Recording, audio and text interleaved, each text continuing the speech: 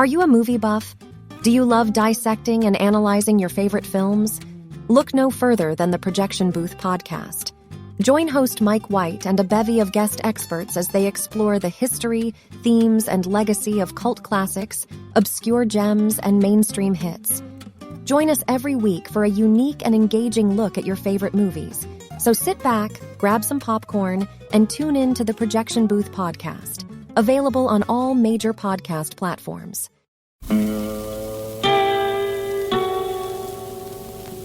Hello, filthy movie lovers. My name is Gentry Austin. And I'm Casey Scott. And we're the hosts of the Sin Syndicate, film podcast for something weirdos, anti-criterion bros, and Joseph Sarno aficionados. Join us semi-weekly as we peer into the adults-only theaters and sticky-floored cinemas of the golden age of sexploitation, when the morals were loose, the laws were murky, and the intercourse was all simulated. Find us now on the Someone's Favorite Productions podcast network.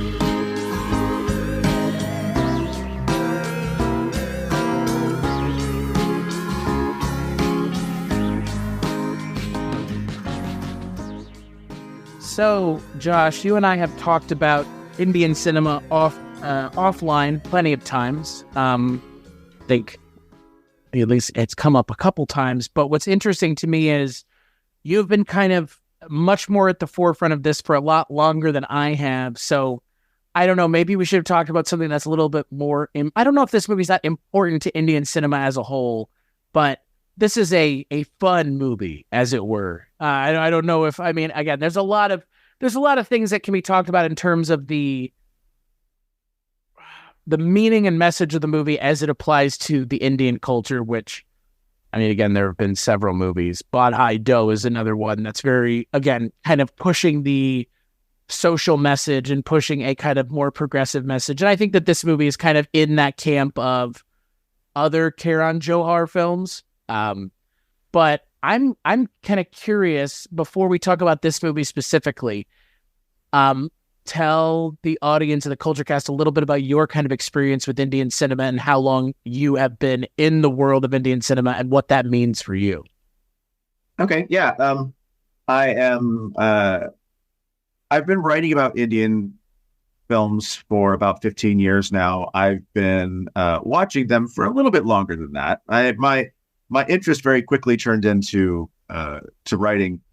A year or two after I started watching, I would just became insatiable and consumed a lot of films in those first couple of years, and just found it amazing that no one was talking about them. You didn't really hear anything about Indian films unless you were Indian back in whatever 2007, 2008, or before that even. Right. That I didn't know much about them at that point. There was like one place to go see them in North Texas for the longest time too. Yeah. That's the other thing that we kind of do share is, I would say I probably left North Texas right as it was kind of becoming a thing. And now it's way more of a thing in North Texas than it ever was. But Fun Asia used to be it. That was it. You could go there, and now they have it at Cinemark. Cinemark's just showing Indian cinema. And not just not just Hindi language stuff, like Telugu, Tamil as well. Yeah, I mean the market has definitely expanded, and they've been trying to get some of those Indian dollars, the Indian film viewing dollars, which you can't blame them. I mean, the movies make money. So, right. Writing turned into film programming at festivals, and that turned into festival consulting and strategy. which turned into marketing and sort of a sideline in distribution. And so I've got my finger in all those pies right now, trying to figure out, how I can best support these films from this country that I've grown to love. And talking about them, writing about them, sharing them seems to be working pretty well. We've managed to get a couple of things some recognition, so I'm happy about that. And for those in the audience that may not know, you worked directly with the marketing for Triple R, right? Yeah. I was a big thing you worked on, right? Yeah, I was on the U.S. distribution team for Triple R when the second run of the film starting in the summer of 2022, and so I was along for that ride. I'd known the director Rajmouli for a very long time, who gets name checked in this movie, Right? And so that was a sort of a test to see if Indian films could work in a different space outside of their natural audience. And we thought it might work, but I don't know that we knew it would work as well as it did. So hopefully we can keep moving in that direction. Well, and what's funny is, obviously, I mean, again, I don't have to tell you this, but for those listening who aren't as familiar with Triple R, I don't know, that's the thing. Like, I feel like at this point, if you're a certain film goer in this country and you watch certain movies, there's no way you couldn't have heard of it, because even people I know who had never seen a single Indian film before watched Triple R. And I feel like that was a big part of it was the push on Netflix to make it like front and center on the front page of Netflix for people that were never watching anything close to that before, at least not in terms of international cinema. Like, I think international cinema is something that everyone in this country should be exposed to, but I don't think it necessarily is. But for some reason, and I'm sure you were obviously part of it, Triple R got pushed rather hard on Netflix so that people would be exposed to it. I mean, we didn't have anything to do with Netflix. We just did the theatrical stuff. But it picked up some steam on social media, in little clips, because one of the things that Indian film has always been really good about is that even the worst films are sometimes really good in really small increments, in very small scenes. It's just that Triple R is nothing but those small scenes that sort of blow your mind. That's all the whole film is that. And that's not terribly normal. And so when we started working on it and pushing it and talking about it and started the marketing going and getting all of our, publicity moving in the immediate run up to our theatrical re-release was right about the same time. Actually, it's a long, convoluted story, but the Netflix was supposed to release it the day after our theatrical re-release, but Netflix pushed the date up for themselves 2 weeks. So we had been essentially doing marketing for this film during those 2 weeks anyway, and when it came out on Netflix, it got a little bit of a push there as well. So it was frustrating because we had planned to have our movie back in theaters before it hit Netflix, and then Netflix decided that they were going to sort of jump the gun on that, but it worked out in our favor because people saw it and thought rightfully that they really wish they could see this in a room full of people on a big, huge screen. And a lot of them did.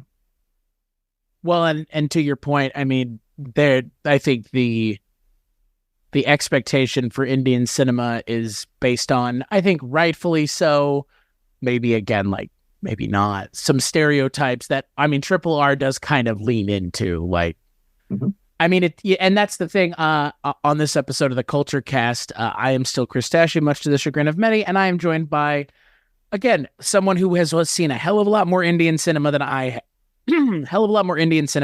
have. You can find him on latest release is the Steelbook release for The Green Room. No. The limited edition Second Sight UK 4K disc of Green Room that just came out this last week. And you're in that. You're in the booklet. Yeah, you have I have an essay in there. Yeah, I have an essay coming out soon. I know they have them. on Fractured Vision's new Blu-ray release of Doberman, the French action film from the around 2000. So that should be coming out here pretty soon too. That's been announced already, so I'm excited about that one also. Josh Hurtado is joining me. Clearly, I haven't even said your name. Jesus, I'll just keep introducing you without saying your name. And like we've kind of alluded to on this episode of the Kulturecast, it's finally April, which means I programmed a month.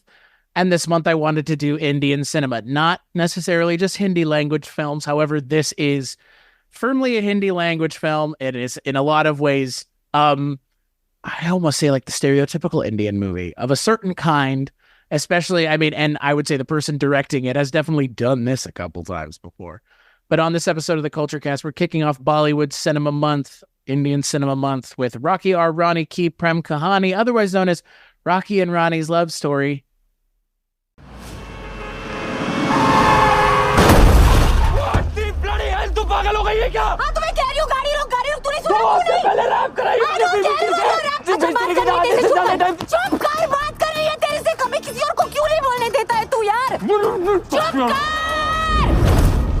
Rocky Randhawa, this side. यार आप तो मुझे full checkout मार रहे हो? No, I'm sorry. I didn't mean to objectify you. I was. कोई objection नहीं है जी. ताड़ लो जितना ताड़ना, देखने की चीज है, बड़ी मेहनत से बनाई है जी. All natural, no steroid. आज सुनिए. आई बरेली में तू बीच बाजारी जब हुस्न दिखाने जाएगी. भाई तुझे लगता है तू ही एजुकेटेड है ना? प्रॉब्लम यही है, तू ना मुझे डफर समझती है. चल आज तू कुछ पूछ के देख. गूगल के चीथड़े नहीं फाड़ दिए ना, मेरा नाम भी रॉकी रंधावा नहीं है. वेस्ट बंगाल इंडिया में किधर है? वेस्ट में, बट ऑब्वियो ईस्ट में है. But ये ट्रिक क्वेश्चन था. ये बात तो फोन पे भी हो सकती थी. लेकिन फिर मैं तुम्हें चेकआउट कैसे हुआ? पिघला के भाई. What झुमका? काट छपवा दे, मंडप सजा दे, घोड़ी पे सवार आ रहा है रानी का राजा. Hold your horses. See, the problem is कि हमारी families बहुत अलग है. रिश्ते का स्टीयरिंग व्हील चाहे अपना हाथ में हो, बैक सीट ड्राइविंग फैमिली करता है. फिर क्या चाहती क्या है? मैं आके रह जाऊं तेरी फैमिली के साथ, तू मेरी फैमिली के साथ आके रहेगी. अब तू रैंडम चीजें सजेस्ट कर रहा है कि तू मेरी फैमिली के साथ आके रहे. मैं oh my god, genius. It's a switch. 3 महीने के लिए तू मेरे घर पे और मैं तेरे घर पे. अगर ये सर्वाइव कर गए ना तो शायद शादी के अगले 50 साल भी सर्वाइव कर लेंगे. स्विच. दादाजी दादाजी दादाजी दादाजी दादाजी. Hey, ये श्री रविंद्रनाथ टैगोर है. I know. मात्र 42% वोटिंग. वोटिंग तो हमारा नेशनल ड्यूटी है सिटीजन्स. मैं तो वोट देना ही बंद कर दिया. मैं तो कहता हूँ आप भी बंद ही कर दो. क्या फायदा? शमीता तो है नहीं. शमिता? शमीता कौन सी कॉन्स्टिट्यूंसी से है? Big boss.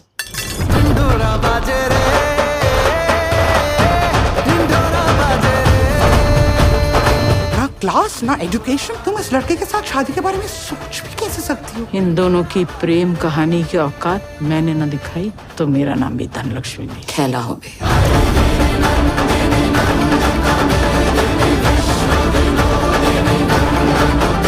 और तू सही कहती है, हम दोनों बहुत अलग हैं और कितनी भी कोशिश कर लेना हमारे बीच के फर्क खत्म नहीं होंगे. फर्क तो खत्म नहीं होगी अगर ये रिश्ता खत्म हो चुका है. रॉकी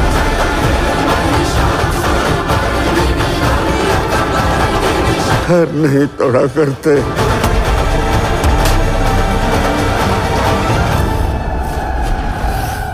वो आंटी कपड़ों के बारे में पूछ रहा था. लॉन्ड्री. बेडरूम में जाकर अपना कपड़ा निकालो, मैं आता हूँ. बेडरूम में जाकर अपना कपड़ा निकालो, मैं आता हूँ.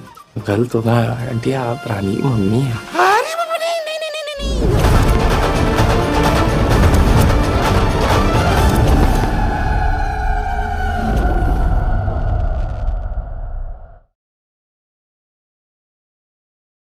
The film is directed by Karan Johar.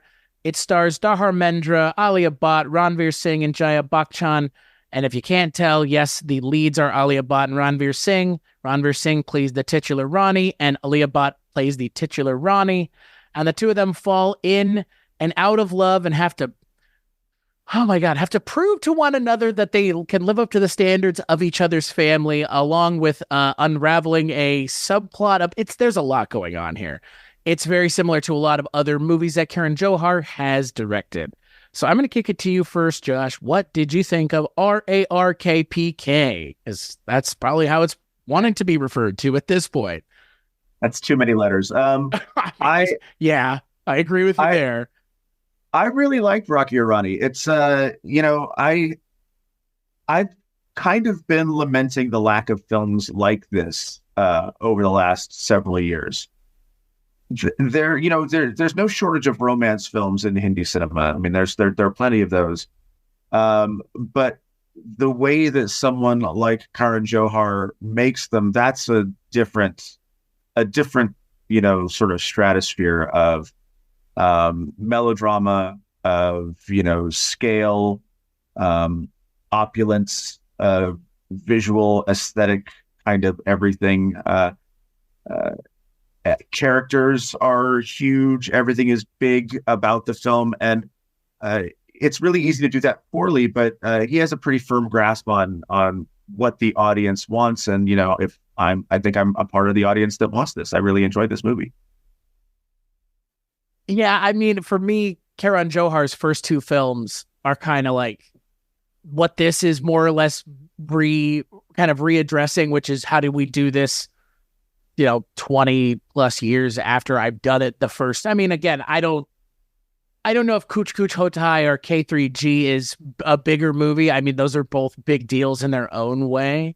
And I think that they're both movies that are very interesting. And I think that this movie is firmly in that camp, because for me, it's similar to DDLJ in that it's a romantic comedy, but there is a point. There is something to say.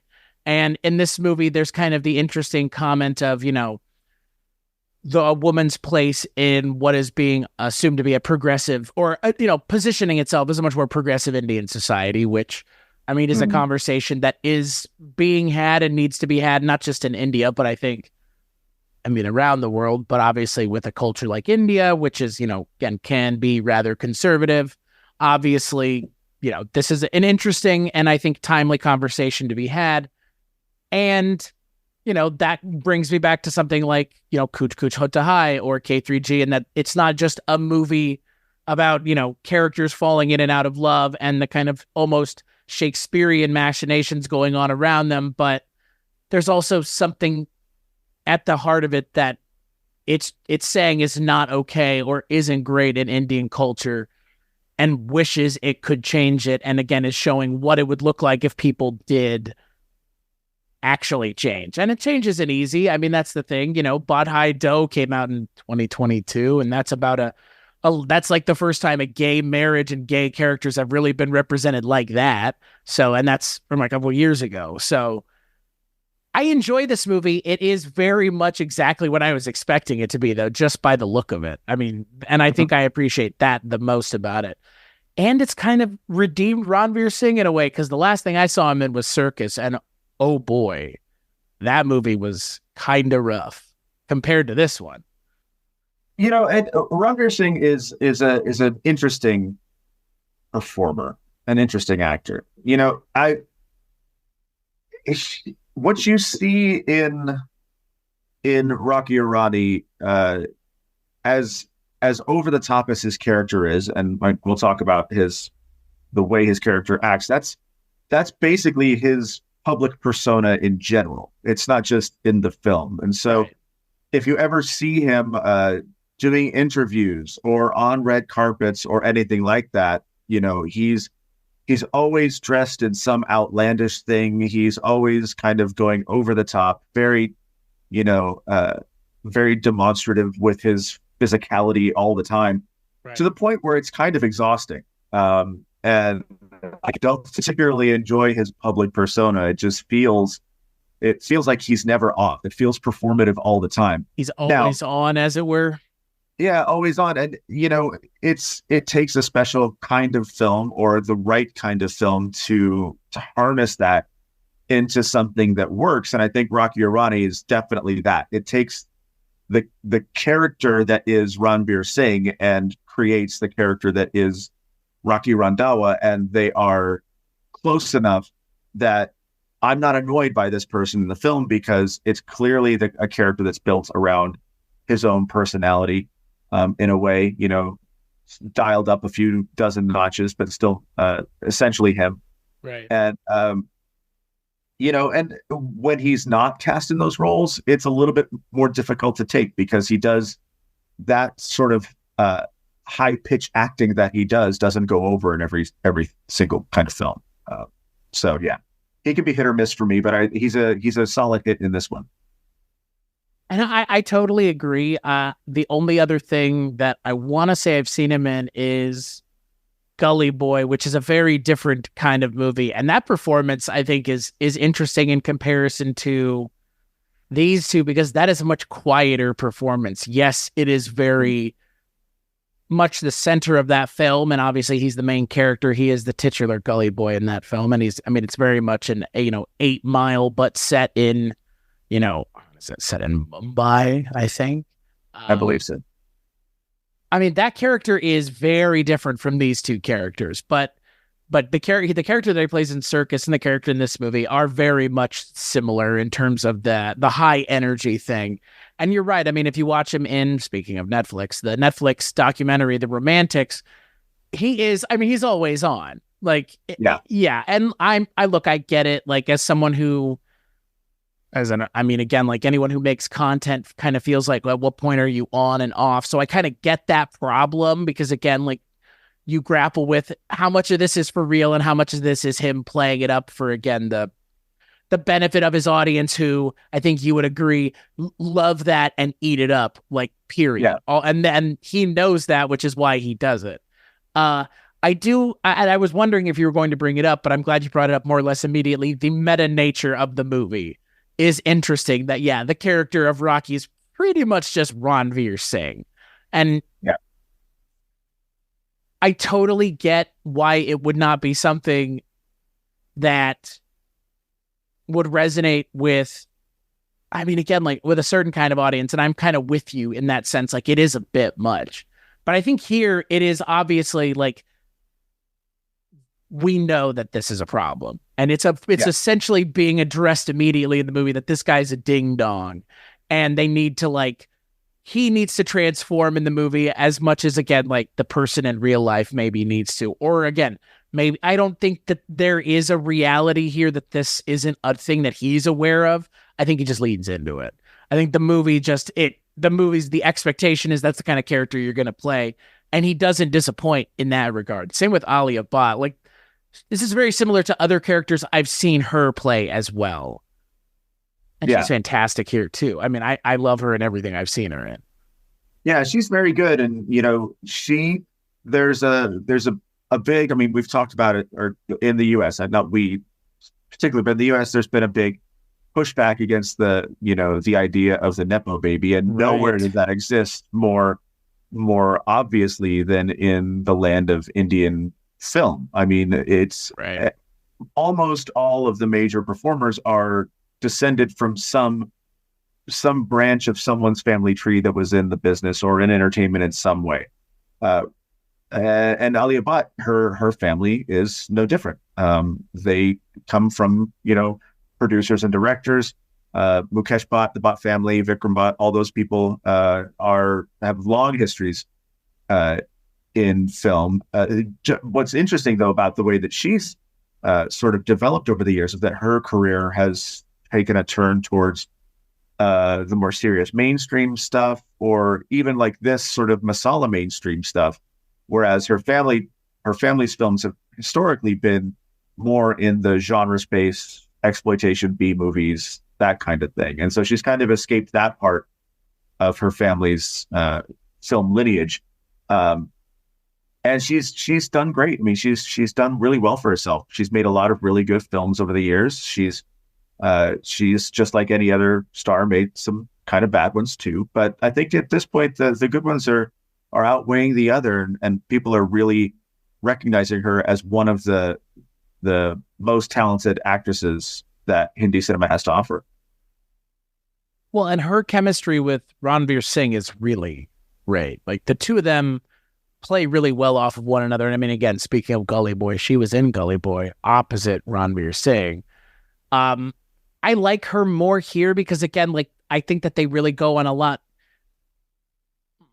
they go on a further journey as characters together. And in Gully Boy, I don't necessarily remember her character getting an arc as much as, his does in that movie. But in this movie, they both get a pretty interesting arc as characters, because he starts out as very much like a ding-dong, and by the end of the movie, I would say he's as close to being in touch with his feelings and reality as any character can be in any one of these movies. I mean, again, to the same point where like a Shah Rukh Khan in DDLJ gets to, where it's like, all right, he understands everything and he's ready now. And that Ranveer Singh character gets there, and it's believable, which again, I think, to your point, like, is a credit to how good the two of them are as actors, because she really is if anything, he's her equal. I think that what she's being given is a little bit more interesting, because in a lot of ways, the female perspective in the Indian movies is not always the one that we're getting. If not, they're just being sidelined completely, which we've talked about a lot on Bollywood Cinema Club, where sometimes the writing for the female characters is a little lacking. And I would say it is far from lacking in this movie. Oh, no. And I think that's one thing that definitely Karan Johar's films do well, is they treat their female characters with the respect that they deserve. Most of the characters in this film that are worth a shit are women, exactly. that are given any kind of story at all. She's great. We did mention her off the top, but Shabana Azmi is another very talented old school actress who's been working for decades and doing really, really great stuff. She plays a woman who had a brief fling with Dharmendra in their younger years, who is reconnected with in order to help him regain his memory. And it gets messy in terms of his own current marriage, which is not great to begin with. But like all of the main 5 or 6 characters all have, tremendous CVs. They go back years. Right. Dharmendra and Jaya Bachchan were both in Sholay together. They weren't partnered up in that one. Jaya was partnered with her soon-to-be husband, Amitabh Bachchan. Right. And Dharmendra was paired up with Hema Malini. But they were both in those films. And, it's interesting because in that film, Dharmendra was, playing kind of a tough guy in order to save the village. And he spent most of the 80s and 90s playing like big, burly, tough action guys. Right. And his kids also still have that sort of reputation. Sunny Deol and Bobby Deol. Sunny Deol in particular is sort of a big action guy, and Bobby Deol is kind of making a comeback as a supporting character, a character actor. I love him. And Dharmendra has to sort of pull way back in this because he's essentially comatose the entire film, or in a catatonic state for most of the film. But he's really wonderful. It's an interesting choice for him in this movie, right? To sideline, because again, you mentioned Sholay, which we covered, a couple years ago at this point. And it's interesting because this is such a different role for him. It's such a, again, out of the way. I mean, Jaya Bachchan has more going on in the movie than he does. And I mean, again, she's playing a character very similar to other characters she's played, because she's in Kuch Kuch Hota Hai, Well, she's in a lot of stuff. Well, she's in K3G and Kuch Kuch, or no, she's in K3G is what it is. That's what I was thinking. Yeah, she plays Amitabh's wife in that movie, the mother of Shah Rukh Khan. So yeah, she's great. She doesn't work as much anymore because she's involved in politics these days. But when she does, she's solid. And I like her in this movie. I mean, again, it's a role that could have gotten lost in the shuffle of another movie like this, because again, some of these other movies don't have the generational love story. I found that to be interesting. The Dharmendra part of the film with Shabana Azmi, that was the interesting part of the movie for me, because again, that felt like where the movie had it, part of its message was coming from, was their relationship. Because again, in a K3G or Kuch Kuch Hota Hai, it's more like, lost love or someone passes away. This one is, again, a relationship being committed out of wedlock, which, again, they don't necessarily hang a lantern on it in the movie. They kind of address it in a way that's interesting, which I wasn't expecting. Yeah. No, totally agree. And I didn't see that coming the first time around either. This is my second time. I actually saw this when it came out in theaters because I'd heard such good things. I don't usually run out to watch Ranveer Singh films because, as I mentioned before, his personality can get a bit grating. But I've heard enough good things about this that I wanted to go see it. And I was surprised at a lot of the things that it was approaching in ways that you don't typically see in these sort of 4-quadrant Indian big masala romance films. Right. But it does everything. It surprised me a lot, which is unusual at this point, that they can do something that surprises me still. But great, always exciting. Well, and to your point, I mean, again, like something like a DDLJ for me, that was my initial entry point into these kinds of movies. And so, I mean, fairly or unfairly, that's kind of what I hold most of these movies up against, is the one that kind of, I don't know, did it the best, at least the way I was hoping it would be done. And I think it also has the best actor for any of these kinds of movies. That's, that is the thing here. Obviously, Ranveer Singh is a great actor, but he's no Shah Rukh Khan. I mean, because nobody is. And that's the thing. Like, I to your point about like his personality type, I like what Shah Rukh Khan brings to these kinds of roles a little bit more, because it doesn't seem like you mentioned, it doesn't seem like as much of a put on. Here, it's a little bit of like Ranveer Singh is a little bit, he's putting it on a little bit, and putting it on maybe in the direction that's lesser than he actually is, which again makes this character, or more, depending on how you look at it, filtered or unfiltered. But I don't know. I think for me, these kinds of movies, these masala romances, Shah Rukh Khan is kind of the king of them, deservedly so. Yeah, and I think for one of the ways that I've very early on, when I started writing about the films and programming them and sort of doing curation in both ways for these kinds of films, was to not really consciously, but just kind of take them apart and figure, okay, what's going to work with a Western audience, what isn't going to work with a Western audience, which of these tropes of Indian cinema will translate and which won't, or which will be challenges. This is the kind of film that, if it's your very first Indian film going into it, I don't think it's an ideal launch point. Because there is a little bit of inside baseball going on with the film. There are a lot of references to other films throughout, which is not uncommon, because cinema in India is not just a pastime; it's an obsession, and so everyone is expected to understand certain elements that crop in from other films. They're expected to know when someone whistles a certain tune that it comes from this movie, as happens at this certain point in this film. And if you are unaware of that, those things can be a little bit alienating. Not always. There are times where it happens and you just kind of understand that something is going on, and you just but it moves so fast. One of the prime examples of that is a film like Om Shanti Om, which I know for a lot of people. You took the words right out of my mouth. Yeah, for a lot of people, it was sort of an entry point. For me, it was an entry point, was Om Shanti Om. And what really, when I first saw it all those years ago, 15, 16 years ago, was, it was just the everything, was the atmosphere of the whole thing that really took me in. And I had the vague feeling that like I was missing stuff, but it was all moving so fast and it was so entertaining that I just didn't care. Right.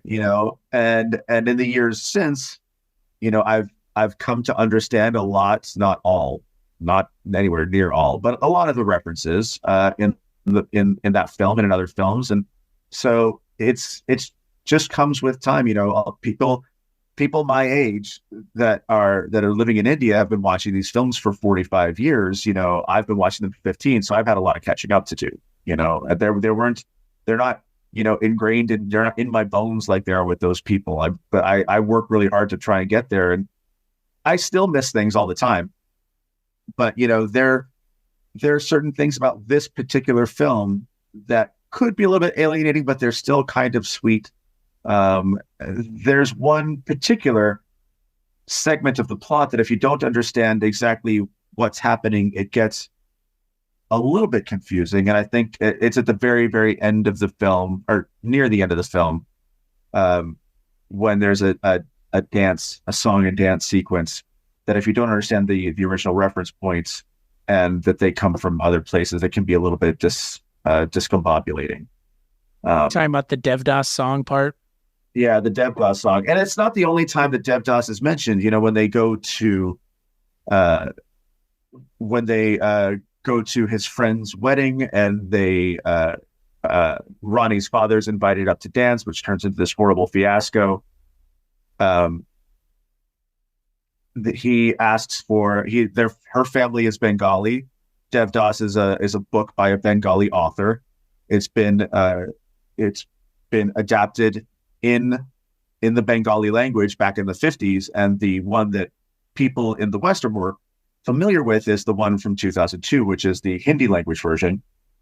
And so when he goes to when he asks, for a song to dance to, they offer him something from Devdas, because that's just what people in the Hindi belt understand of Bengali culture is Devdas, right. but not the Bengali version of Devdas, their version of Devdas. And so you kind of see him shrug it off, like, okay, if that's all you got, like if that's all you know about Bengali, then just sure, I'll do that, So there's this culture clash that goes between her family and his family that is more than just, the idea in the film is that his family is this very prosperous family who owns a candy company or a sweets company that is just massively influential and successful, and they're very, very wealthy. And her family is this very sort of academically inclined, artistically inclined family from Bengali family that has moved to Delhi so that Rani can work at this TV station. Right. But the culture clash between the Hindi family, or the northern family, and the Bengali family is the main gist of the conflict between the two groups. And that, unless you understand a little bit about that, and my understanding is still pretty minimal, it can be kind of confusing as to the levels at which this is working, because that's something that people in India understand.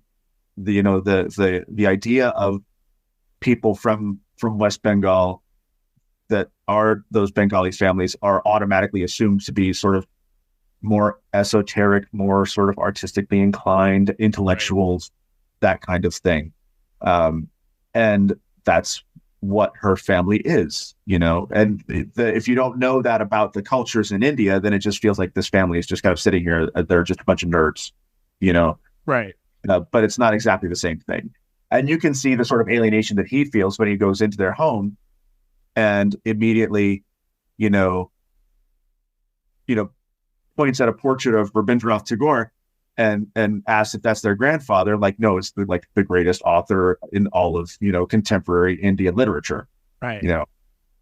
That he just wouldn't know, because he's this, like you said, this sort of ding dong who doesn't speak English very well, which is adorable and infuriating if you're not quite sure why the subtitles are messed up in the film, which is another cultural thing. It's the subtitles are intentionally written in sort of pidgin English, because that's how he's speaking, is in sort of a pidgin English, because he hasn't learned it properly. He's just sort of, you can tell, picked it up from TV and picked it up from social media the best he can. And so everything he says is just not quite right. Right. He wasn't educated in that way. There's a lot going on. Well, and to your point about kind of the inside baseball of it all, yeah, it's, it reminds me, it does remind me of Om Shanti Om a little bit in that regard, because again, like, I don't think it's necessarily needed to understand the idea of like why what is it about her parents that is making him seem lesser in their eyes, but I think the movie does a really good job of it. I think the movie lands at as much as it can for a Westerner who, like you kind of mentioned, I know even less than you do about exactly what you were talking about. But it did kind of come through and make sense once I did a little bit of the additional legwork, because, yeah, it doesn't necessarily make sense initially why they're all laughing at him when he's performing that song. And then, yeah, I think the scene afterwards does a really good job of explaining it, at least in as much as the movie can, or at least as much as the movie's interested in doing. Because that's the thing, the Ranveer Singh character and the Alia Bhatt character, they're the kind of the movie's like differing mouthpieces at any one point. And it is interesting that her family, who are so smart compared to him, are willing to put up with him, even though he's a complete kind of a moron throughout most of the movie. And yeah, the thing with the subtitles, the first time I watched it, I was like, is this intentional? And then, yeah, it does it so many times. It's like, yeah, not only is it intentional, it's part of the characterization of this character, which for me, again, like, Karan Johar thinks of everything. And that's just one more thing that pushes the movie in terms of me and my ability to enjoy it. Every little thing is thought of in a Karan Johar movie. And even having the subtitles being kind of in broken English, because it's clear he doesn't know how to speak English, at least at the level that her parents have taught her. I like that the movie is never at any point saying, like, I'm not making you aware of what's going on. It may just not seem like it's intentional initially, but it totally is. Yeah, for sure. I mean, it's he is nothing. Karan Johar is nothing if not fully aware of everything that's going on on the screen. He fills every inch of the screen with something. So if your attention drifts for just a moment, you might miss it. There's always something going on. And it's I think the characterization between the two lovers in the film it's believable, because at first, just like Rani is sort of, she's laughing at him the first time she meets him when he comes to her office to try and see if this person that his catatonic grandfather is pining for is actually the woman, her grandmother. And he goes to meet her in her office at this TV station. She laughs at him. She laughs at him, the second he leaves. She thinks he's ridiculous, which he is. And she doesn't take him at all seriously. So it's kind of, you're starting at a point where it doesn't feel like there's romance in the cards for these two, because they are so different.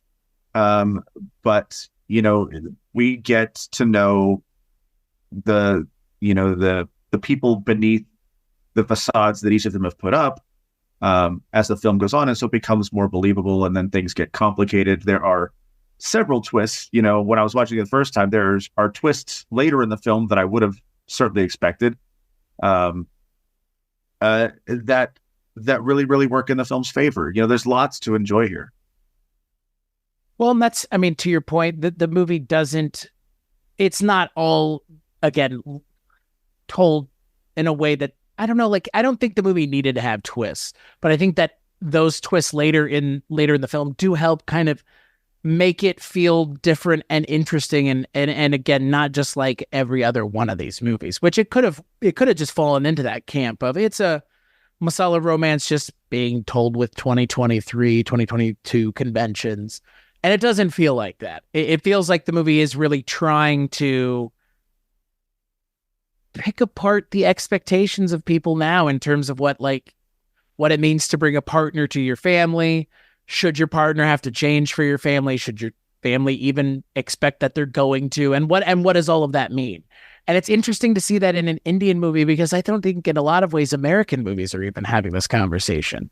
Not this specific one. This has kind of fallen by the wayside, because when I think of romantic comedy dramas in American cinema, they tend to not have this generational component to it that feeds into the main story. Oftentimes it's just, the entire movie is what's the movie with Steve Martin and Alec Baldwin, where it's like, they're older and it's Meryl Streep's. Well, it's like an older romance. This is like, no, there's a lot of components here, but they all factor into and play into the main story, which is these two people falling in love.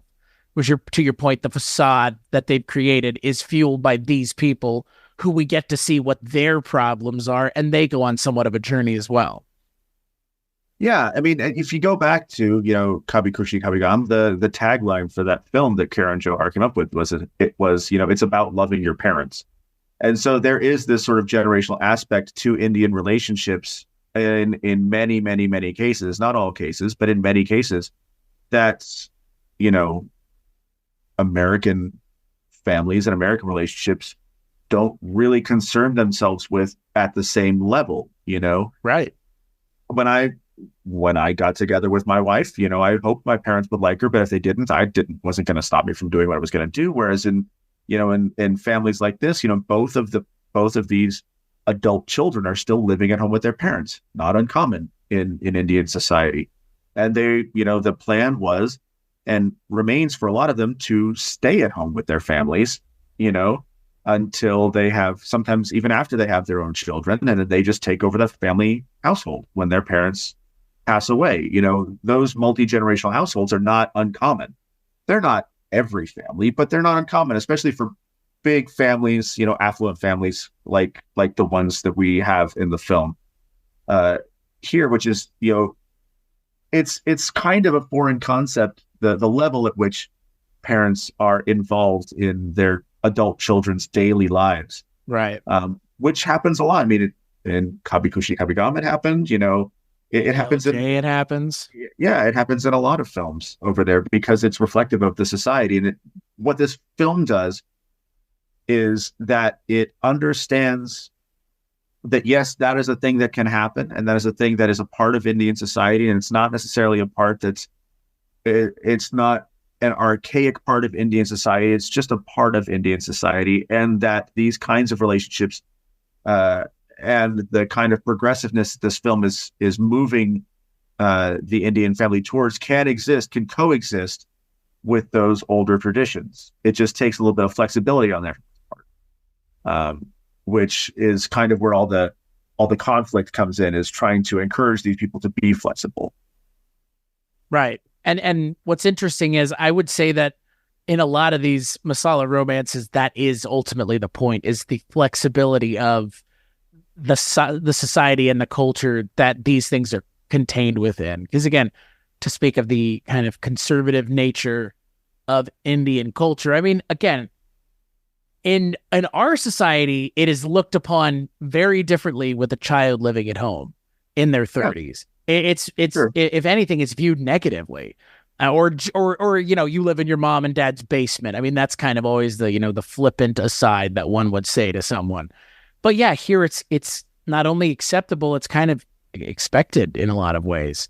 And I think that it's interesting that the movie, like you said, it kind of says not only is it important, but other things, like it's important to be cognizant of what your family wants and how you are representing their legacy. But at the same time, like you mentioned with your own personal life, similarly with my wife, if her parents had said no, I don't think that changes my decision. And I don't know if it would change my wife's thoughts on being married to me anymore if something similarly happened to you. Like, that's the other direction that this story kind of goes, which is, we don't think this person is right for you. And what are you going to do about that if we say no? And again, in this story, they kind of push and pull, tug a back and forth on what does that mean. And I like where the film kind of ends up with that story, but at the same time, this kind of generational expectations are really, I don't know if they're ever not going to be in these kinds of Indian movies, unless they get to a point where it's just everything is progressive. But I mean, again, I would assume it's probably more progressive now than it ever has been, just based on the way things are. Yeah, and I don't think that it's, I don't know that it's incompatible with being progressive in any way. Those ideals can still certainly work. What I think is very interesting, and I mean, it's probably a bigger word than is necessary for this, but what is kind of noble about the film is that it has those conversations out loud. Right. There is the conversation like that they have very blatantly in the middle of the film, where they kind of decide they're going to be together, and then they have to they get into an argument about who's going to move in with whose family that sort of leads into the second half of the film's, the conceit of the drama. But, Rani is not conceding that, oh, well, just because we get married, I will automatically move into your parents' house because that's what's expected of us. Why don't you consider moving into my house? What if I don't want to leave my family, even though that's what's kind of expected of Indian women, is to leave their family and move in with their husbands' families. And so, that discussion doesn't happen in that way very often. Like I said, and then that leads into the second half where she gets the great idea of them switching households and seeing if they can, survive for 3 months with the other's family, which, everyone learns a bunch of, lovely lessons about what it means to be a good person and, why someone is the way they are and all that sort of stuff. It gets a little bit hokey here and there, but, not in a terrible way. I mean, again, like in my mind, it's similar to all these other movies we've been talking about. There's like a Shakespearean level of drama to all of this, right? And that's where I think for me, and you've kind of alluded to it, like the hokiness of it, the contrived nature of the story is them trying to really operate at like an elevated, I mean, it's high concept, right? Like, oh, you're going to go stay with a family and you're going to insert yourself into their lives and we're all going to learn that we need to grow together. Like, yoy, right? Like, I mean, like it is kind of groan inducing because that is far from how reality works, but using the filmic language and filmic conventions, this is how this works all the time is, you inserted yourself into their lives and you changed them irrevocably. Like, Jesus Christ, really, movie? But I mean, there's something about it that, again, like Indian cinema just kind of revels in the fact that it's operating at this high of, peak human emotions. It's operating with the broadest of strokes, which I appreciate. I mean, again, I think you get a lot of interesting performances from the actors when you're asking them to just go big for the most part. Like, just don't leave anything on the table. Go as big as you can. And I think everybody, for the most part, is going big in this movie. Maybe not loud, but they understand exactly what this movie is expecting from all of them because they're all playing very much elevated versions of these kinds of characters. Yeah, and probably the only characters in the film who are really grounded would be Shabana Azmi and Dharmendra and their relationships. Those two characters, for the most part, are really the only ones who are playing real people, right? I think, and that's required because they are kind of, apart from Rocky and Rani, who are going back and forth constantly. They are the emotional core of the film, and they're the reason for this whole thing to come together in the first place. And they end up in the climax, spoiler, when Dharmendra passes away towards the end of the film, it's part of the conflict of the film is, that this woman who fell in love with him 40 something years ago and had never stopped thinking about him and he about her. And she wanted to attend his funeral rites. But his wife, who has never shown an ounce of love for anyone in the film, refuses her or tries to refuse her entry to the funeral site.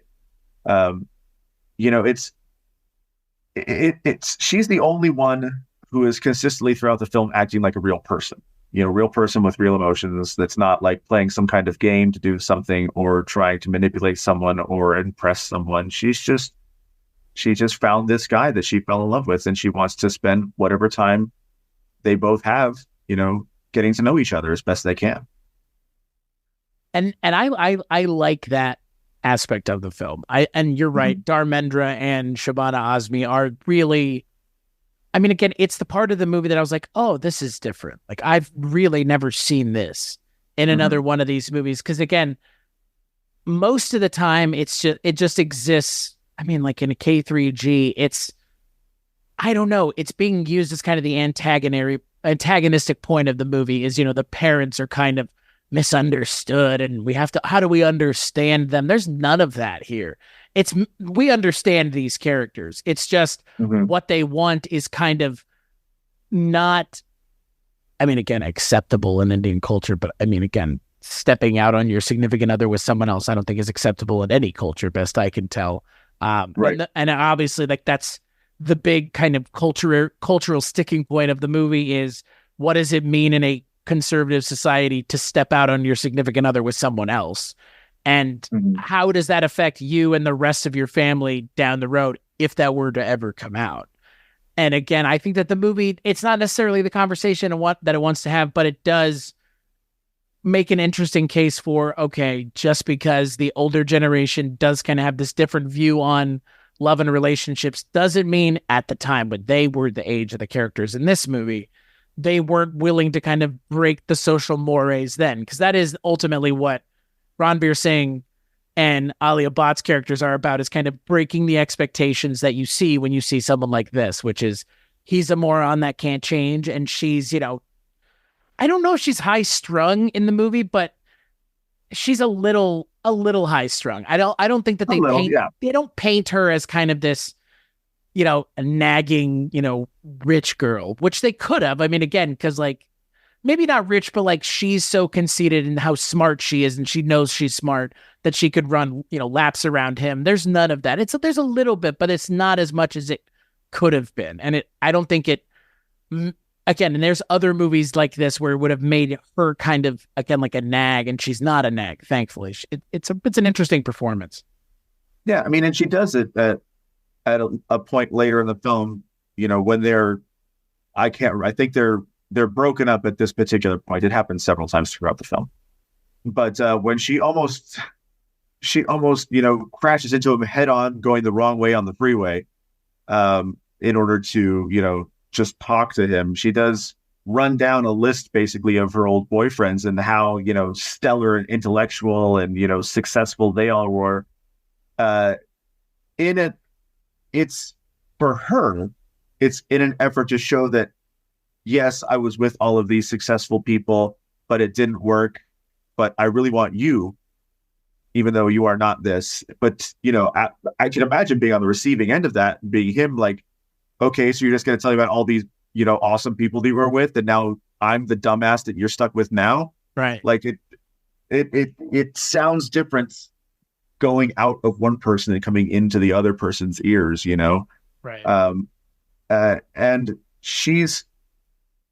there's that sort of barrier, that communication barrier between the two, where they haven't quite figured out how to communicate, you know, which is what relationships are all about. You have to learn how to communicate, and how, you know, communicating with each other, communicating about their feelings is so important. Even when they agree, you know, I don't know about you, but I've been in dozens of arguments with my wife over the last 10 years where we're saying the same thing, just in different words. And after a while, you're like, why are we arguing? We feel the same way about this. This is stupid. Right. Can we stop this, please? Right. You know, exactly. And a lot of this feels like that. There are genuine concerns between the two of them. They have to work out. But for the most part, like, they're the sort of, you know, the Paula Abdul and MC Scat Cat, the opposites attract of the Bollywood film here is these two characters. They couldn't be more different. Right. But, you know, somehow they fit. I love anybody who makes a Paula Abdul MC Scat Cat reference, by the way. Hey, you know. For all you kids out there taking 2 steps forward and 2 steps back. I think it is funny, though, because, again, it does have that again, for me, is also part of these movies where it's like, Shah Rukh Khan and Kajol and DDLJ, like, again, it was a different kind of opposites there. I mean, but I guess it was similar but different, right? Because he was rich. He was rich, and she was more, you know, culturally in tune with the expectations of her parents. And there is some of that. Not dissimilar. Yeah, there's some of that here. I think that this movie is less interested in the old school cultural mores being ignored. I think this movie is saying, like, we know that we exist in a universe where we've already had parts of these conversations. Let's continue the conversation in the direction that those things have gone without necessarily retreading the same ground. And that's the thing. I mean, having these two actors in this movie coming out, fairly recently, 2023, I think it makes a case as just as important, if not needing to be mentioned in the same conversation as some of those other Karan Johar films, but also these masala romances that are, again, about where does your relationship fit into the grand scheme of your family? And what does it mean, ultimately, to be part of someone else's family in the way that they're part of your family? And what does that mean for your family members, too? Because that's the other thing about this movie. The family members, this movie is almost 3 hours long, that everybody is given a lot of time. Lot of time, which, again, in my mind, if you're going to do these kinds of movies, you do them right, which is you have to make every character feel fully formed because you're going to kind of put them through the emotional paces. And the movie's 3 hours for a reason, because I think at least every character in their family is a fully formed character in a way that if this were in an American film, they would just be supporting characters, maybe possibly just stereotypes. And these characters are far from stereotypes. Yeah, I think there's a lot of transformation and evolution that happens among the characters in the film.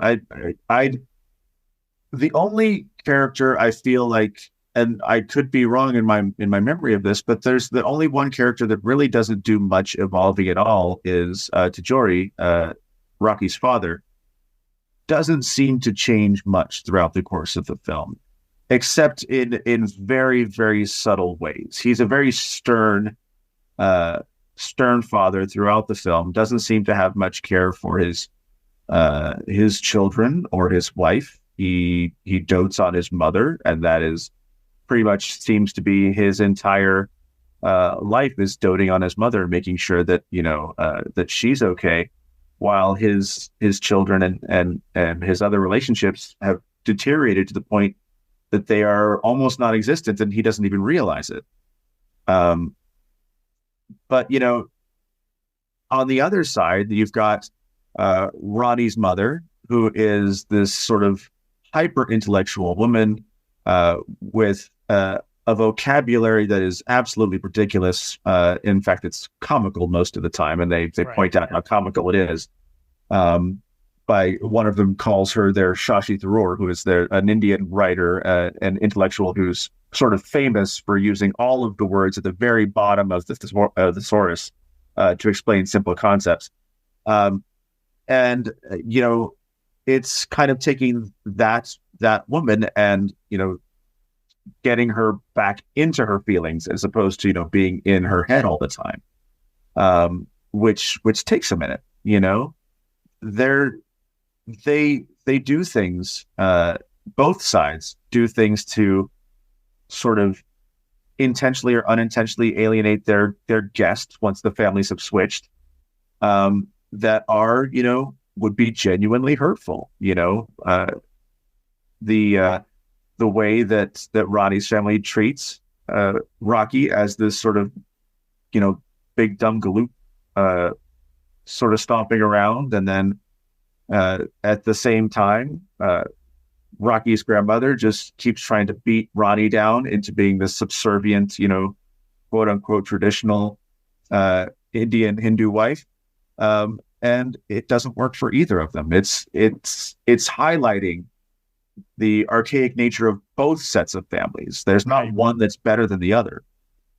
It's just that they are, they have to learn that the world is different now, it's made very clear and very obvious on numerous occasions. The most obvious probably being segments in which Rocky's family is at a board meeting for their company, who has an ad that is not going over well because it's all about how women should be serving their men sweets at all times and should never stop cooking. That they point out in the board meeting it worked very well in the 80s, so why should we change it? And they were getting a lot of backlash for that. So It is. It's interesting to see all these conversations happening, out loud, in this way, as opposed to something that might be more subtle, maybe more, artistically pleasing, or, more of an art house vibe, which this does not have at all, obviously. But sometimes, you have those conversations in common language, they're going to reach, more people. Right. Well, and you kind of mentioned the not subtlety of the movie's style. We kind of haven't mentioned the musical numbers, but I found the musical numbers to be rather charming. I mean, again, they fit perfectly within this kind of movie and what I expect from it. They didn't necessarily break the mold, as it were. But I think there were a couple fun songs, and, Ranveer Singh and Alia Bhatt are two pretty good people to lead a musical number. To your point about Ranveer Singh's personality, it comes through in the musical numbers. That's for sure. He definitely has a flair for the dramatic in a way that they definitely take advantage of in this movie over and over again in the musical numbers. Oh yeah, for sure. I mean, if nothing else, his wardrobe in the film is immaculate. is something else. But he has. I won't put him on the same level because I just can't. But he has a similar feel in those moments to someone like Shah Rukh Khan, who, Shah Rukh Khan is not the best technical dancer in the world. He'll tell you that himself. What he does have is enthusiasm for everything that he's doing. So if you watch, he's getting a little bit older now, so he's stepped it down a little bit. But if you go back into the late 2000s, or sorry, the early 2000s or late 90s, he's thrown himself all over the place, and making up for what he may lack in technical skill with, the kind of enthusiasm that really sells the moves. And I think Ranveer does something similar. He may not be the best technical dancer, but he's in it.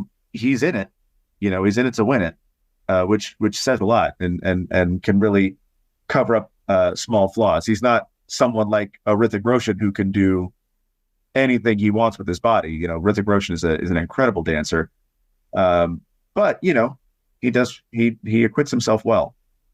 And Alia Bhatt, same. A lot of these musical numbers though are his numbers. The first one that opens over the opening credits is all him. It's a song about how awesome he is. Right. Literally.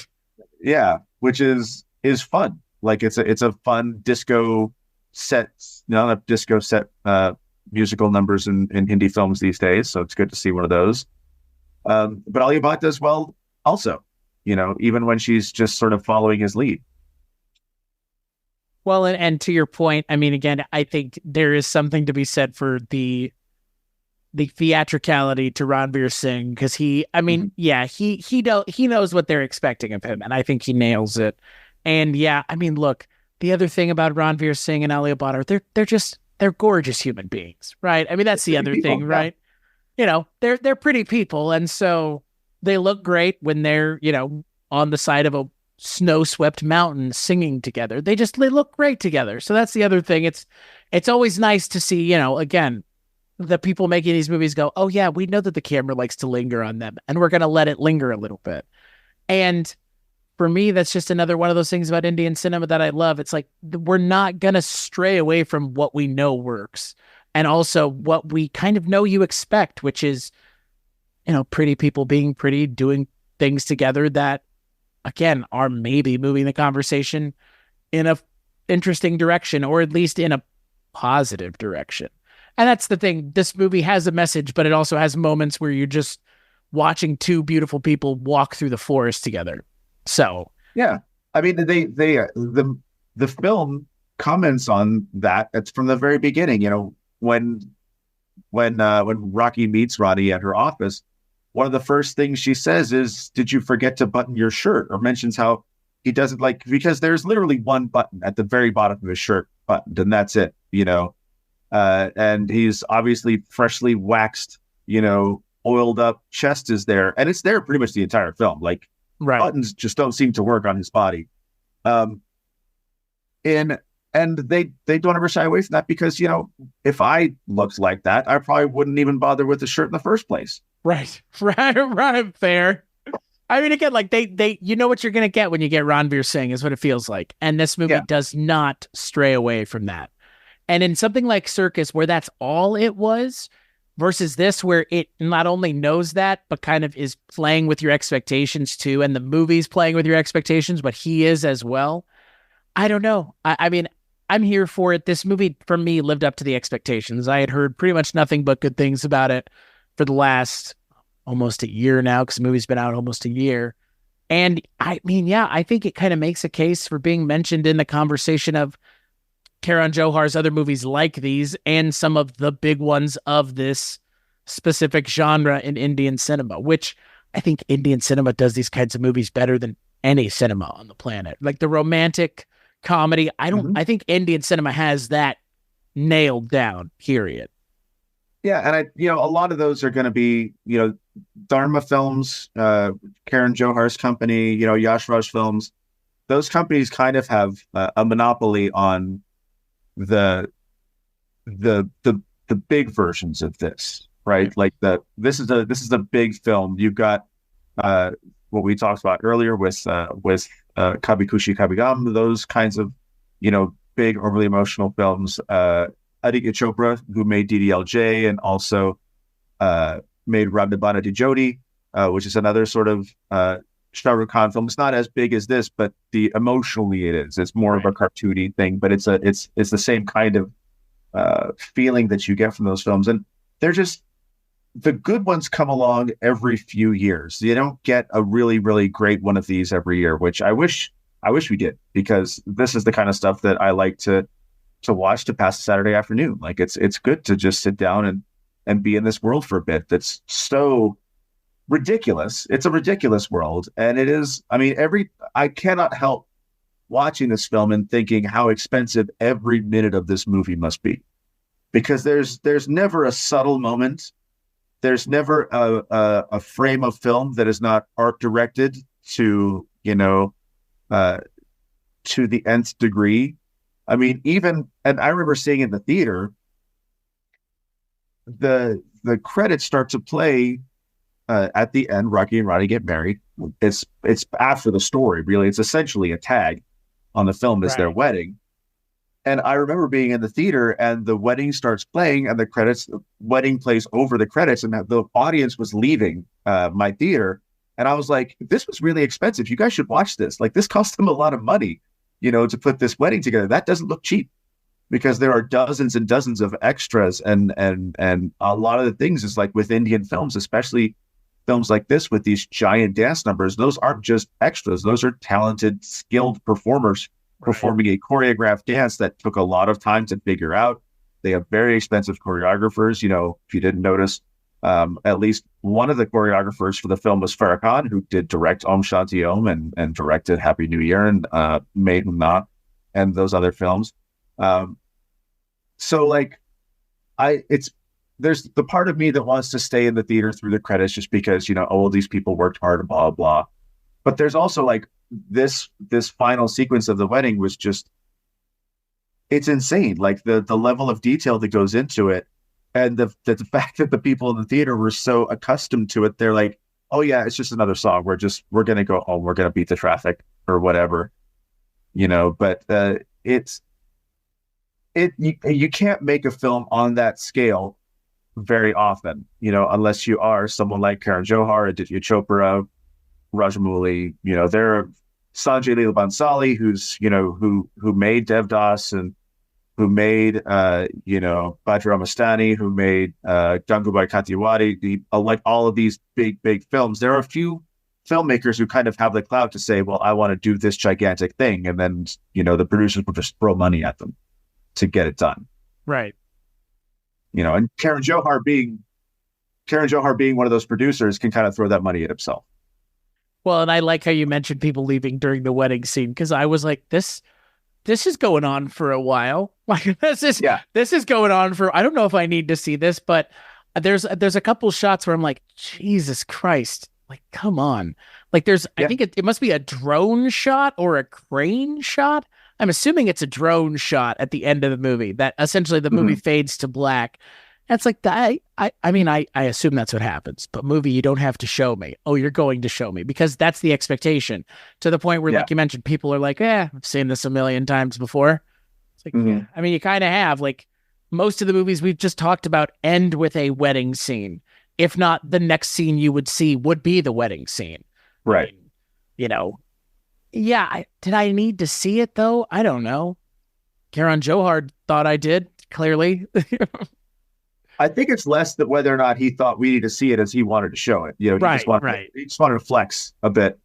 You know, it adds to the heightened emotions of it. I think I said this maybe a long time ago, but action movies are to John Woo like romance movies are to Indian cinema. Like they're in a lot of ways, like it's operating at peak that genre. And like I said, I don't think any filmmakers are doing this kind of genre better than Indian filmmakers. Like there's something that they can get. The level of emotions that they get out of the actors is just, it's different. And I think people in India are also expecting everything to be really heightened, maybe even to a point where outsiders would call it like a level of melancholy we're not used to. But it doesn't bother me, because I find it to be really interesting that it's just like, we're painting with very broad strokes here. But the broadest of strokes, again, can be entertaining when every character is essentially just, there's not any one small character. Everybody's just big, and it's watching these big personalities bump around one another in a very kind of small room, as it were. Well, the thing is that when American films do try to incorporate big performances like this, they typically are as, comedic relief. Right. Characters like this would be jokes. Like this would be a comedy if it were made with similar performances in America. This would have been a comedy film, right? Ranveer Singh would have been played by Chris Hemsworth. Like you could see that, right. And one of the things that I've noticed, going back to talking about Triple R, one of the things that was a reaction that we got from a lot of people, both in terms of fans and filmmakers and people in the industry that we, sort of ran into along the way that saw the film and would talk to us about it, was, that people outside of India who had never seen films like this just kind of thought that this level of performance, this level of heightened drama and melodrama just didn't exist anymore. Like they kind of forgotten that you could make movies like that. Yeah. And so I actually had a brief conversation. When I was at South by Southwest a couple of weeks ago, I was seated to watch a film a few minutes early with Simon Barrett, who is a writer who was one of the co-writers of the new Godzilla movie, Godzilla X Kong. And he was talking to me about how he had seen Triple R and was kind of reminded about, why can't we do this? Why can't we do this big emotional thing? Why can't we do these big action set pieces that are ridiculous but in an earnest way? And this may just be him sucking up to me or whatever. I don't know why he would want to do that. But he was saying that like after he saw this, he kind of went back to Adam Wingard, the director, was like, we got to step it up. Like this is the bar is here now. The bar is at this level after Triple R. In order to, if we're going to show people new things, we have to meet or exceed this bar. And that, for action, I've heard people talk about action that way with that film in particular, but I don't see anybody taking up the challenge as far as melodrama and romance goes when it comes to Indian films, because I just, how do you beat it? Like they've been perfecting this formula for 100 years. And while there are lots of failures, when they're good, there's nothing better. Right. Literally. I would agree with you 100%. I would love for someone to point me at a romantic comedy that is as good as DDLJ is in every single moment of the film. And that, again, features two actors who are operating at peak performance. And this is, in the first third of their career, if not the first quarter of their career, that it still holds up, 30 plus, almost 30 plus years later. But to your point that they're still making these kinds of movies and they still have an impact is the most surprising part. because you would have thought people would have gotten sick of this kind of movie. Because in our country, they did get sick of this kind of movie very quickly. And I think you kind of mentioned it, and I've said it a million times on this show, and I'm glad you said it before I got to it. Cinema in India is not just something that people do on the weekend like it is here. It's a whole thing. It's an entire day. They put the goddamn intermission there for a reason, because it is an event, and the expectation is everybody's going to be entertained. Everybody's going to there's going to be something for everybody. And this movie, similarly to the other movies we've talked about, is like that. And there is a little bit of everything for everybody, but at the same time, it is this specific kind of movie being made in the 21st century. And what does that movie look like? What does it mean to make a movie like that once all these other movies have already been made? So, yeah, I would rather only, if I'm going to watch romantic comedy, I'm going to watch an Indian film. That's the way that's where I'm at now, because are they the most realistic characters? No. Is it the most unconvoluted settings? No. But the emotions and the heights that they're operating at are just, there's, like you said, nobody is doing that as good, if anybody is even coming close. So, yeah, they're big for a reason, and nothing is as big as Indian romantic films in American cinema. And even the smaller ones are still, like, the emotions are big, and the stories are great. If you go back to Ranveer Singh's first film, it was sort of a breakout for most of the people involved. Band Baja Bharat was a very successful film. He was an unknown at the time. He stars opposite Anushka Sharma, who is in Rab Dabana with Dijoti with Shah Rukh Khan. It's like 2 years later, I think, 3 years later. And it's a pretty small story. Like, they're two people who run a wedding band business, and they sleep together, that have to figure out whether or not that's going to mean anything in their lives. Like, they have to decide whether or not they actually want to be together, or if it was just a one night thing. And that's not an uncommon setup for, like, a Hollywood romantic comedy. Like, there's a million of those.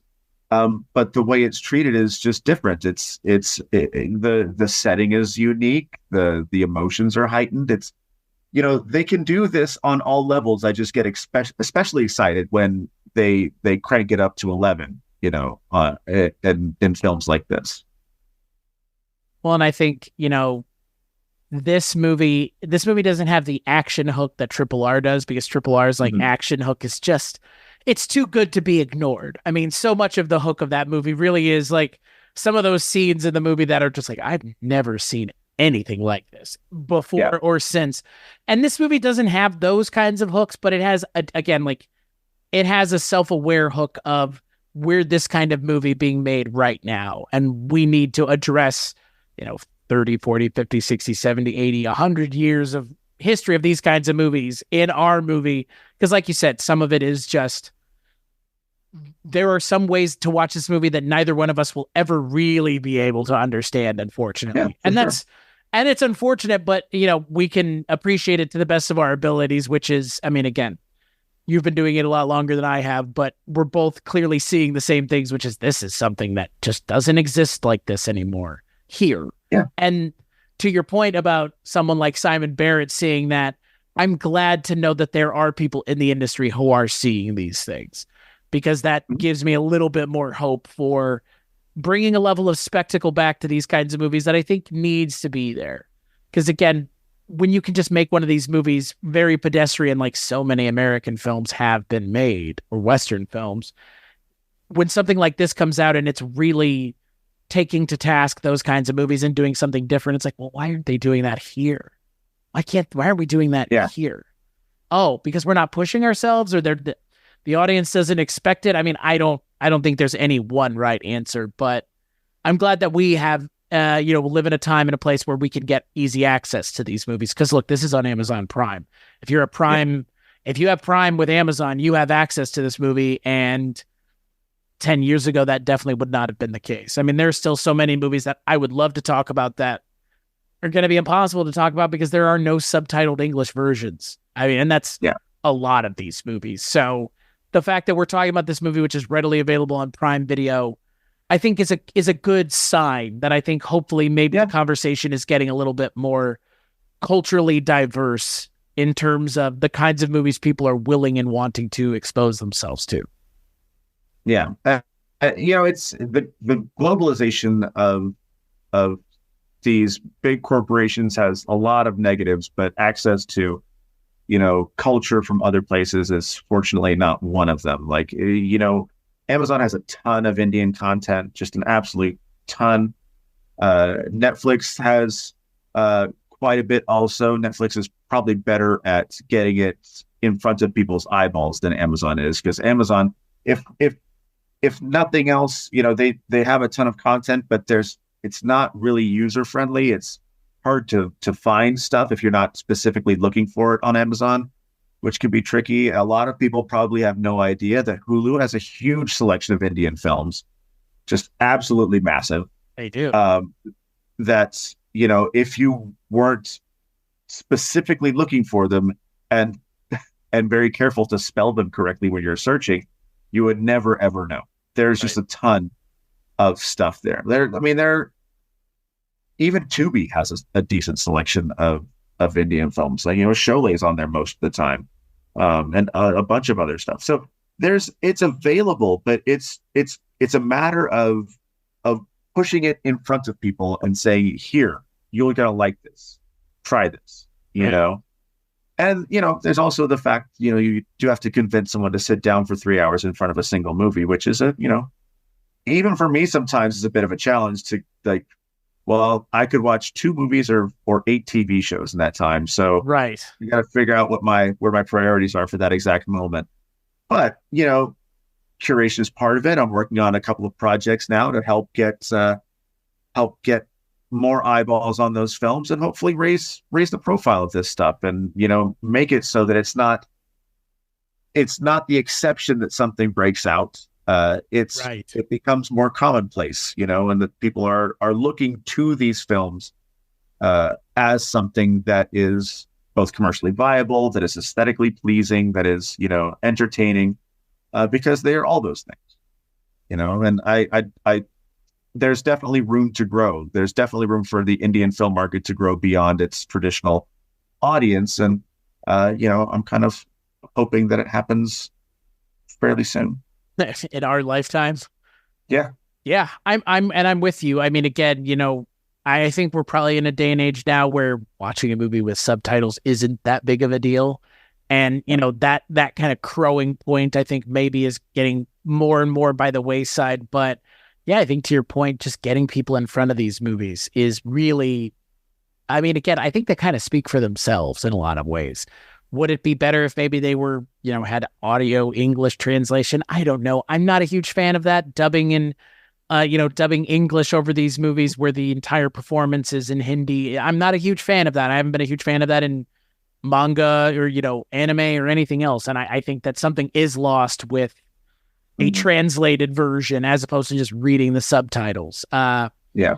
But to your point, I mean, I want more of these kinds of movies and more Indian cinema in general to be, to escape the seemingly very strong orbit of India.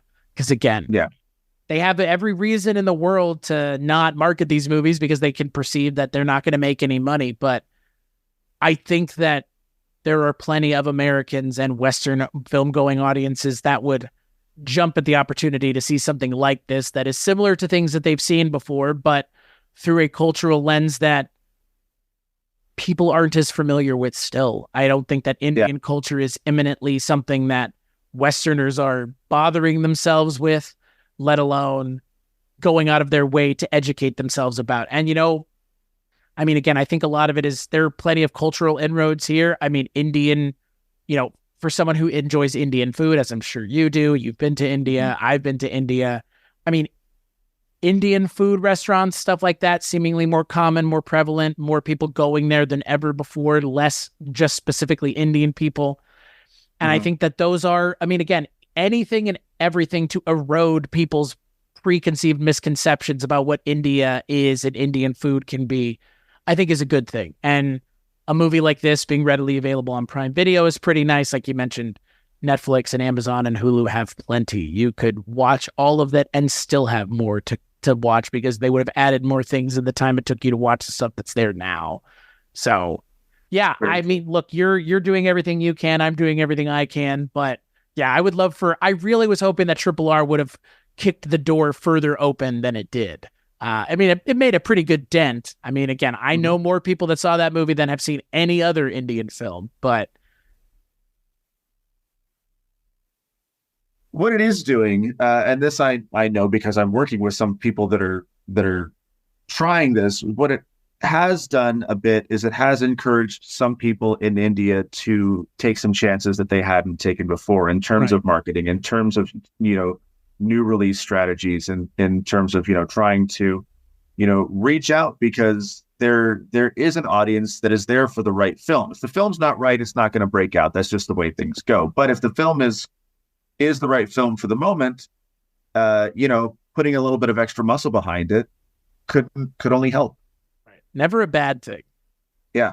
And again, I mean, I understand the sentiment of, Western audiences have no interest in this, but I think Western audiences are a lot more amenable to these kinds of things than anybody would give them credit for. But I do understand the sentiment of, don't necessarily want to spend money. We don't have to. I get it. I mean, right now, I get it. So before we end the episode, is there any, given that this is Indian Cinema Month, anything that you would suggest on any of the streaming platforms that stand out for you? Because again, you're, for me, kind of the font of Indian cinema knowledge, and I would be remiss if I didn't ask you what stands out right now that you would point people to if maybe they enjoyed this, or even if they wanted to see something completely 180 from a little love story between a goofy ding-dong and a very smart woman. I'm looking. The problem with Indian films and on streaming services is they're so fluid. Right. They move off and on very, very frequently. So something that was on last month is not there now. I honestly, I don't have anything right off the top of my head that I know is currently available streaming.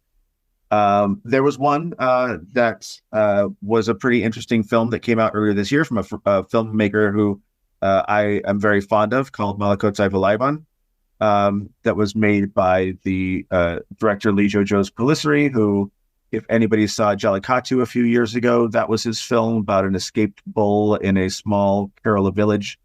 That was a really excellent film. We showed it at Fantastic Fest. It showed at the Toronto International Film Festival.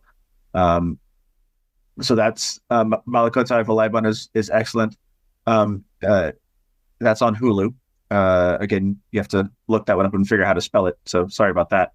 And then there is his other previous film, which I think is also very good, which is called Like a Summer Dream, I believe is the English title. That one's on Netflix.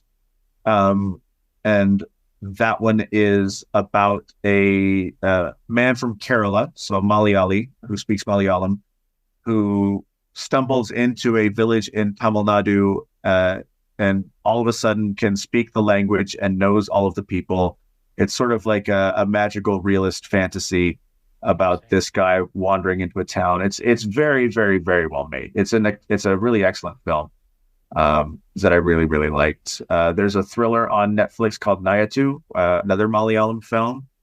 Lots of Malayalam films I'm really digging right now. Nayatu is a crime thriller.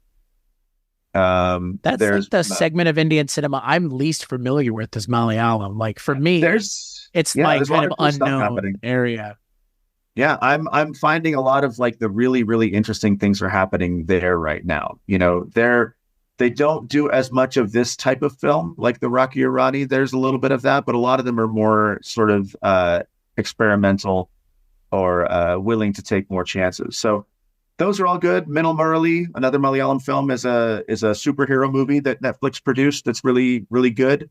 I think it's probably the first or one of the first superhero films from Kerala that did really well a couple of years ago.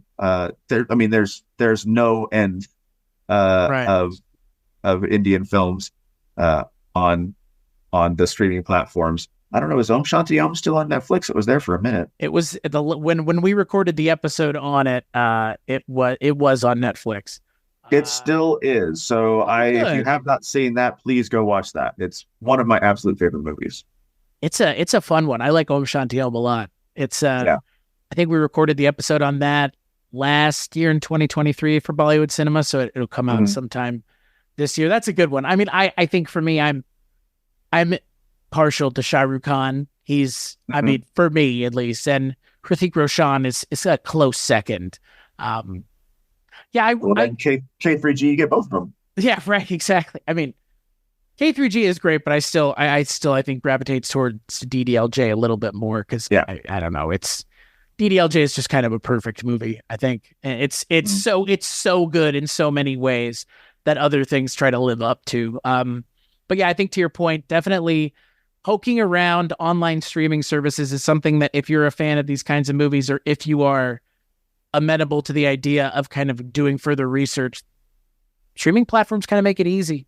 They have spots for these things. I mean, tracking down a specific thing, to your point, can be kind of a pain in the ass if you're not exactly sure how to spell it, but we have Google. You can get there, folks. And I mean, again, I know The Office is great, watching it for the umpteenth time, but these kinds of movies, I think, are, for me, the future of cinema, because they're keeping cinema exciting and they're making movies that are uniquely their own thing in a way that, I mean, again, so much of everything we watch now that comes out of this country feels very samey.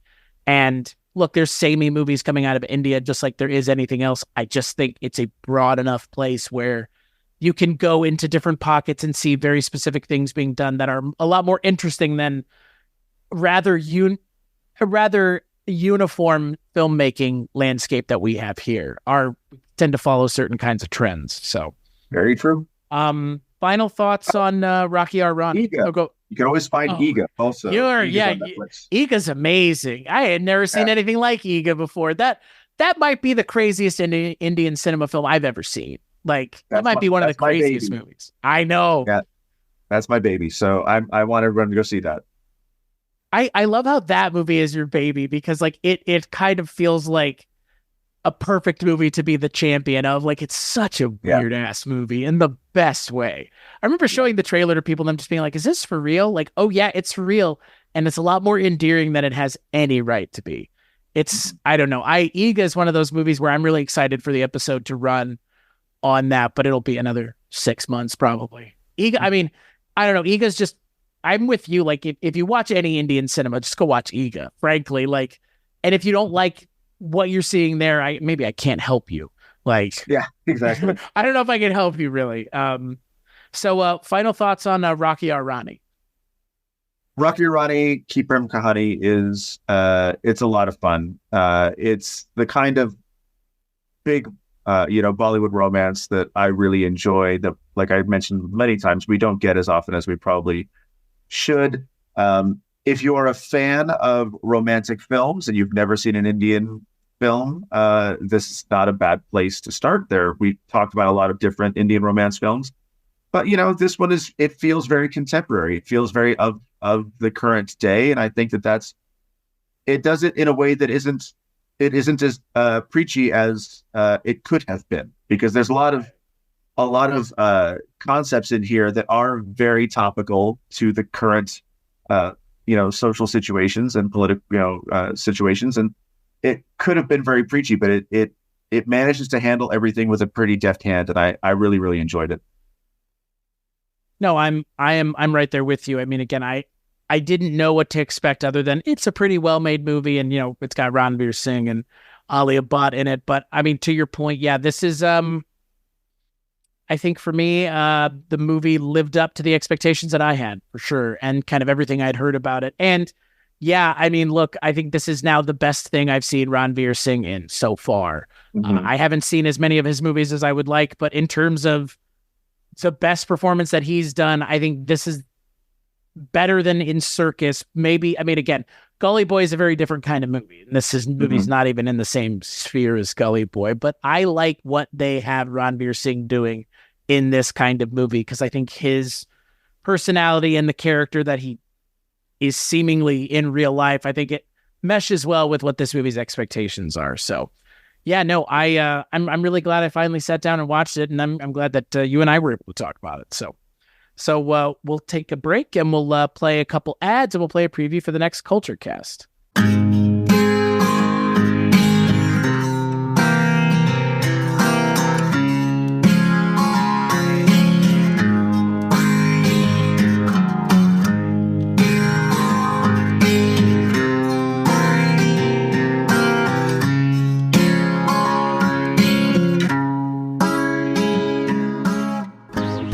Susan. And I'm Sharon. And we're the hosts of 80s TV Ladies. Check us out wherever you find your favorite podcasts. And please like and follow us on Facebook, Instagram, and Twitter at 80s TV Ladies. You can find interviews and exclusive behind-the-scenes content on all of your favorite 80s TV ladies.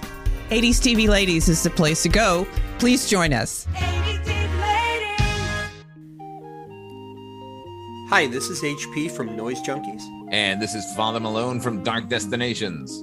Please join us as we examine one of the greatest sitcoms in television history, Taxi, on Night Mr. Walters, a Taxi podcast. Good night, Mr. Walters.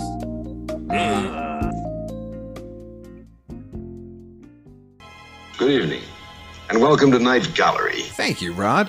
And I want to welcome everyone to Midnight Viewing, where once a month we talk all about your follow-up to The Twilight Zone, Rod Serling's Night Gallery. They say it's Rod Serling's Night Gallery, and it isn't really Rod Serling's Night Gallery, it's somebody else's. Oh, we know. We talk about it a lot. Your curators at Midnight Viewing are the projection booth's Mike White. What can happen to human beings when trust is wiped out by suspicion? And Kulturecast's Chris Stachiw. Small boy encased in a crystal ball. And I'm Father Malone. The kind of thing that usually infests nightmares. Join us monthly at Midnight Viewing, the Night Gallery podcast at weirdingwaymedia.com. Doesn't remotely belong to me. I have no proprietary interest in that at all.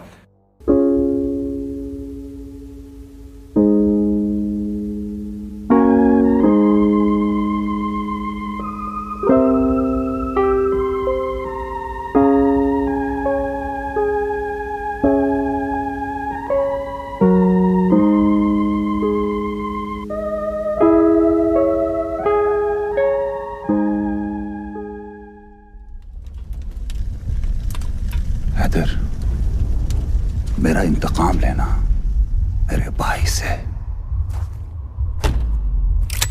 उसकी उन दोनों आंखों में गोलियां दागना जिन आंखों से उसने तुम्हारी मां पर फरेब डाले थे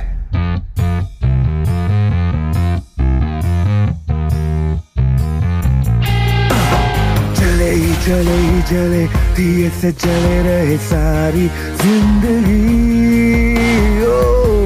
वरना तू भी डिसअपियर हो जाएगा अपने बाप की तरह मैं खुद के अपने भाई गायब है कई महीनों से डिसअपियर्ड लोगों की बीवियां आधी बेवा कहलाती हैं यहाँ half widows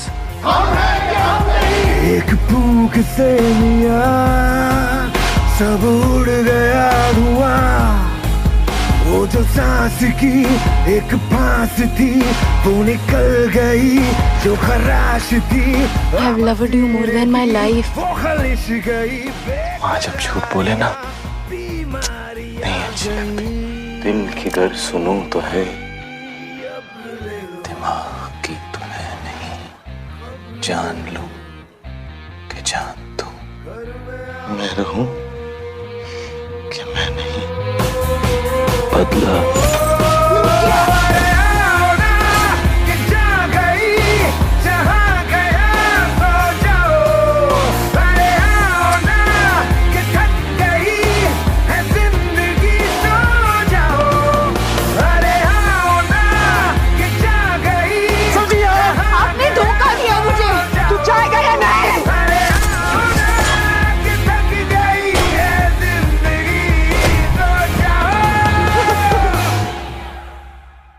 Hello?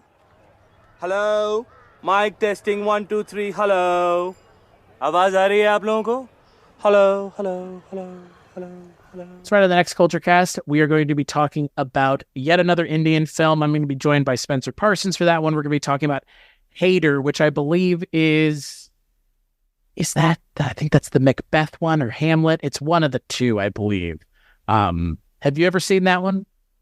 I have not. Okay. I believe it's a Shah Rukh Khan movie. And, but I'm looking forward to talking about it because it's one of those movies that has been, well, I guess it's not Shah Rukh Khan, but it is, yeah. It's Hamlet though, which I mean, I'm interested to see kind of, you know, what that's going to be, because again, you know, culturally interesting to adapt Shakespeare as an Indian filmmaker. If Michel Bardwaj, the director, has made a bunch, like that's kind of his thing, is making Shakespeare adaptations. So he's the best at it. Yeah. Well, until then, Josh, where can people find you and the things that you work on? You can find me at Potentate Films on Twitter and Instagram. You can find me at Hateful Josh on Twitter. And you can find my writing at screenanarchy.com. And people can follow you on Letterboxd, or that's Letterboxd. Same Hateful Josh on Letterboxd, Hateful Josh on Twitter also. I've just recently started using my Letterboxd more. The case was made for me to use it, so I'm trying to do better about it. And then I don't have to wonder. You can track the hundreds of Lifetime movies I've watched this year. I can't stop. I don't know what's wrong with me.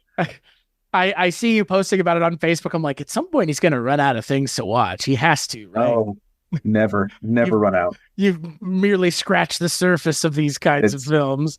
Barely, yeah. Oh, Jesus. Oh, well, I mean, you know what? At least you're not being forced to watch them. You're watching them by choice, which I think is they're fun. I think they're very fun. They're not always great cinema, but I'm usually entertained, so that's a good thing. Well, I don't talk about those movies, but if you want to follow me, you can follow me on Instagram at Papa Stash, and you can follow everything that I work on, and along with a whole host of other things over at weirdingwaymedia.com. We are an award-winning podcast network. 80s TV Ladies picked up 3 podcast awards at the Podcast Awards last year, and actually, as of today, the 2nd of April is nominated for Best Indie Podcast for the Webby Awards. So if that is a thing that you want to help support us through, go on over to the Webby Awards and vote for 80s TV Ladies, and check out weirdingwaymedia.com, where this show and so many other shows can be found. So, Josh, thank you so much for joining me. This has been great. Yeah, thank you for having me. And as always, we'll catch you on the next episode.